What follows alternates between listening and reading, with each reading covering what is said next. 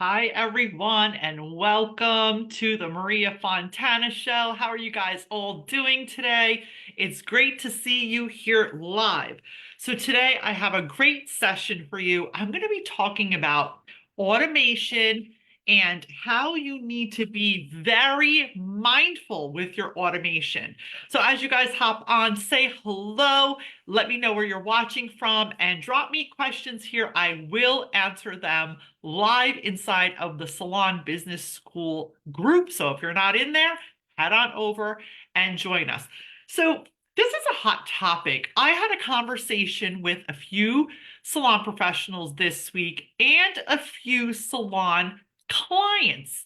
Now, some of these clients were not my personal clients. They were women that I am in other business masterminds with. So they're business owners. They are people that do go to salons, they go to medi spas, they go to spas, and they get their nails done, the whole rigmarole. So this is across the board. What I heard was not too surprising, but I realized that a lot of us in the salon industry need to be mindful of this. Now, AI and technology is not going anywhere. Actually, it's going to be coming more into our lives as the time goes on. It is part of growth and evolution, which is great if used correctly. What I'm seeing is, and what I heard from having these conversations this week, feeling the pulse of the industry, feeling the pulse of consumers, is that AI and too much automation makes people feel disconnected. So let me dive into this. Let's go deep on this and let's really unpack what that means for your salon, spa, or wellness business.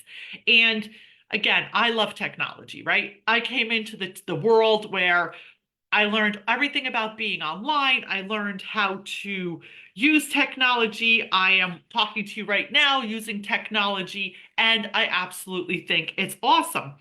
What the problem is that people in these past 2 years, because they were busy, there was an overflow of business in our industry, became a little too complacent and automated. So, what does that mean? A lot of times we automate things to make things easier for us and our clients. But what happens is it causes a disconnect. So the feedback I got from a lot of the salon owners was, I love the automation because it simplifies things, but I feel disconnected because it's not clear. The clients aren't clear as to the services they want. They feel overwhelmed booking online sometimes because they don't understand what they really need. And it causes this disconnect, right?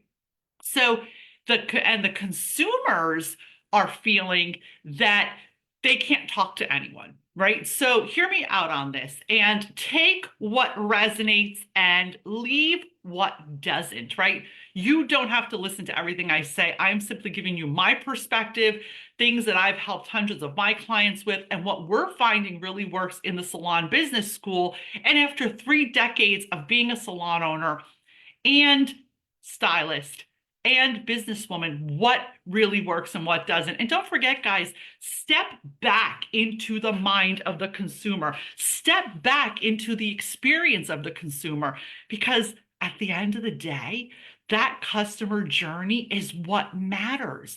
That's why you're in business, to make that customer journey amazing, to make that customer have such a great experience that they can't wait to book with you again. So here's a few things I'm going to share that you can really dive into yourself, take a look at your own business, and see if there's things where you can improve the customer journey. So the first one is, be mindful. Again, while I love automation, I know there's some automation that can even answer your phone. Now AI, there's some programs, one of my dear friend even developed. You can have a receptionist 24/7 answer calls. You can have an AI answer questions on your website. I think that's great, right? That is great to have 24-hour service. So something like that would be really cool because it's like putting on a 24-hour answering service, kind of like a doctor has, but it's more automated and customized. And I'm not sure how it works, but it does connect and gets trained so it can really help the consumers. That's a cool thing. What's not cool is when that's all there is. So as a client who wants to text someone or wants answers, questions answered, or they're new, we're going to talk about new clients mostly, right? There needs to be a little bit more interaction because too much automation disconnects people from your business. Now, again, if you don't agree with this, then hey, don't do what you want in your business. I'm simply telling you what we see works and is proven. People today want the human connection more than ever. As you guys hop on, say hello, give me a hashtag live, hashtag replay. If you're listening on the podcast, make sure you drop us a review. And if you're watching here live, head on over to the Salon Business School business page and leave us a review there too if it resonates, if you get value from what I'm sharing. Now, the important part here is having a balance of automation to simplify the process, to simplify checkout, to simplify connecting with clients, meaning make sure you have a program that you can text them, you can email them, you can do offers, you can stay connected in what you guys are doing. So that can simplify the process of running your business, right? Keeping track of what people order, keeping track of people's services. That type of automation is great. But where automation, there's a little bit of disconnect is in the part where it's not personalized anymore, where everything you're doing is really disconnected. So I had a client who started coming to one of our salons. And she said the reason she left her last salon was that she had to fill out an application and an intake form before she could even talk to anyone at the salon. So while I understand a lot of stylists are trying to weed out who are not their ideal clients, I want you guys to really take a good hard look at this. We are going into a different period of business, and you really have to be mindful. If you make it really hard for potential clients to connect with you, to buy from you, to schedule with you, you may lose a golden opportunity to ever bring that client into your business. And what will happen is if you keep making it really hard, hi everyone, I see you guys coming on, welcome. If you keep making it really hard for people to schedule with you, work with you, ask you questions, you are going to lose business. And that is not the type of business economy that we're moving into now, guys. So don't come for me. These are things that are tried and true, and these are facts. So really reevaluate. Are your clients jumping through hoops? Are you making it impossible for people to connect with you? If someone wants to book online, do they need a PhD to even understand what services they need? Next, your regular clients, make sure you're really clear with them. If you're not pre-booking, which I'm a fan of pre-booking, everyone has different business models. I believe pre-booking is the way to go. Okay, that's my strategy, my formula. If you don't pre-book people, make sure they're crystal clear as to what the services they need next time. So just be like, hey, Sally, being that we're not, you're not ready to pre-book today, just want to let you know next time if you're going to be booking yourself online, these are the services, what we're going to plan for your next visit, just so it's really easy for you when you check out.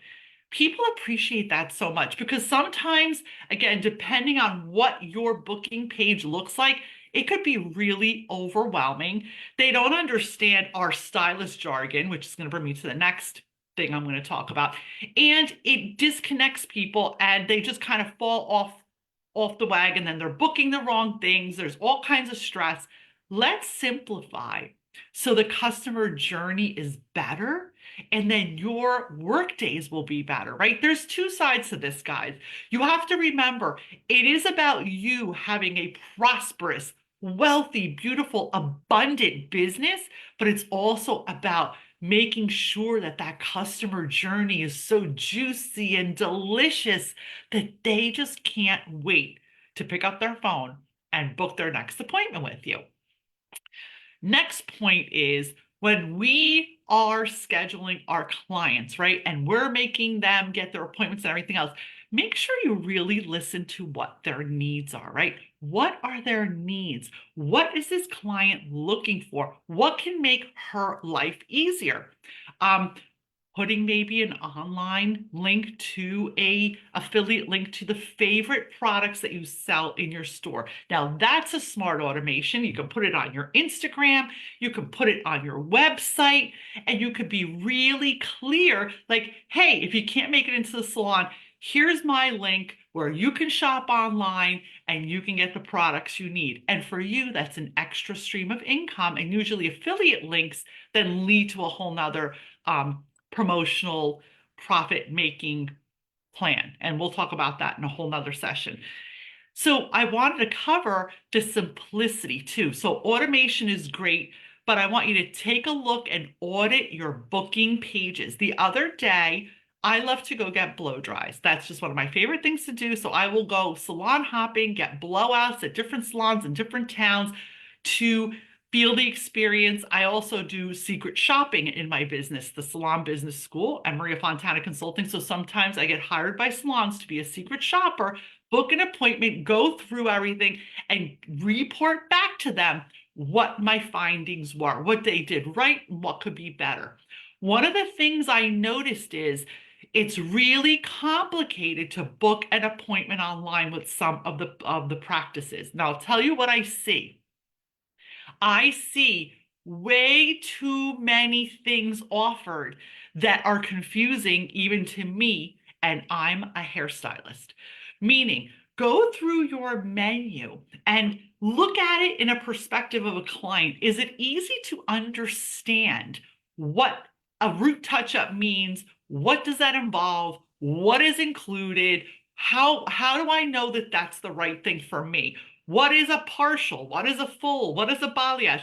People don't really know what that means. So simplifying your menu can simplify your life and can amplify the customer journey where they're like, oh, this is so easy. I know exactly what I need to book. So really go through your customer journey. I want you to audit your booking pages, audit your website.